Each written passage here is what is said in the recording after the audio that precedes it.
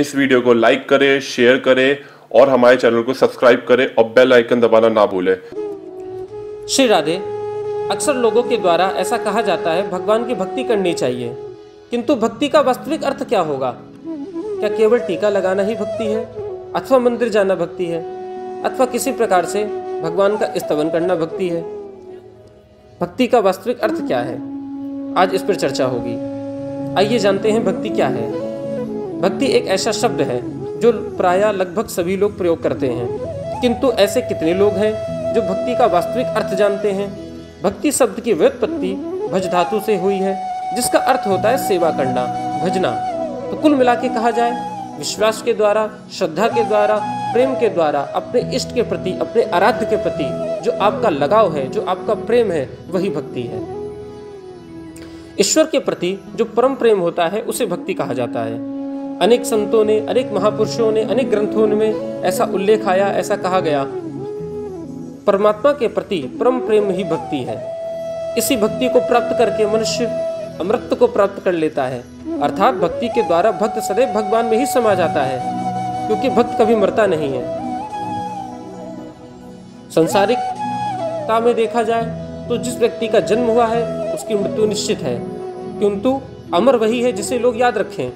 जैसे हमारे संत, हमारे महापुरुष गोस्वामी तुलसीदास जी महाराज, सूरदास जी महाराज, मीराबाई इत्यादि संतों को आज भी लोग याद रखते हैं। वास्तव में अमर ये लोग हैं।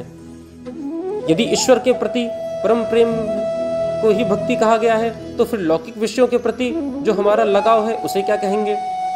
लौकिक विषय अर्थात संसारिक विषय। संसारिक विषयों के प्रति, लौकिक विषयों के प्रति जो मनुष्य का लगाव होता है उसे वास्तविकता में आसक्ति कहते हैं। जैसे कि अपने शरीर के प्रति, पत्नी के प्रति, घर के प्रति, अथवा किसी भी ऐसी नश्वर वस्तु के प्रति जो आज है और कल रहेगी, इसकी कोई गारंटी नहीं है। इन विषयों के प्रति जो प्रेम है उसी को आसक्ति कहा गया। हर विषय, हर किसी से किया गया प्रेम भक्ति नहीं हो सकता।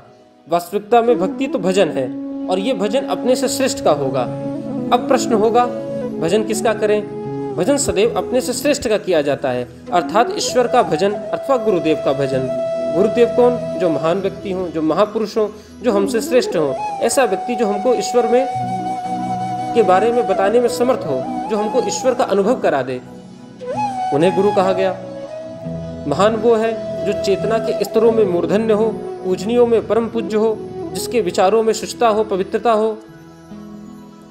ऐसा व्यक्ति जो अहंकार से रहित हो, जो किसी वर्ग विशेष में ना बधा हो, जो सबके प्रति समभाव रखता हो, सदा प्रभु सेवा भाव में ही मन को अपना लगा रखा हो, ऐसे व्यक्ति को हम श्रेष्ठ मान सकते हैं। ऐसे व्यक्ति विशेष को हम भक्त का दर्जा दे सकते हैं। भक्ति के द्वारा साधक को पूर्ण स्वाधीनता, पवित्रता, प्रभु प्राप्ति जैसे मधुर फल की प्राप्ति होती है।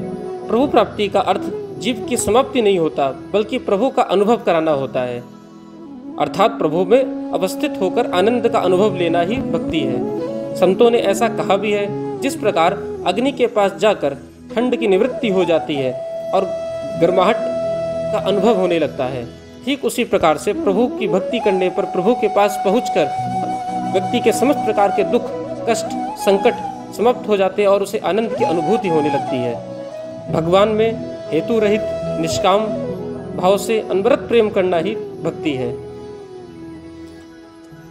भक्ति भी मूल रूप से देखा जाए तो 9 प्रकार की होती है। इसका उल्लेख गोस्वामी तुलसीदास जी ने अपनी श्री रामचरितमानस जी में भी किया, और इसी का उल्लेख श्रीमद् भागवत महापुराण में भी आया प्रहलाद जी के द्वारा कि भक्ति 9 प्रकार की है। श्रवणम कीर्तनम विष्णु स्मरणम पाद सेवनम अर्चनम वंदनम दास्यम सख्यम आत्मनिवेदनम। 9 प्रकार की भक्ति होती है। तो कुल मिला के पूजा करते हुए अथवा किसी भी कार्य को करते हुए जब आपको भगवान का एहसास हो जाए, भगवान का अनुभव होने लगे, तो समझ जाइए आप भक्ति कर रहे हैं। श्री राधे। इस वीडियो को लाइक करें, शेयर करें और हमारे चैनल को सब्सक्राइब करें और बेल आइकन दबाना ना भूलें।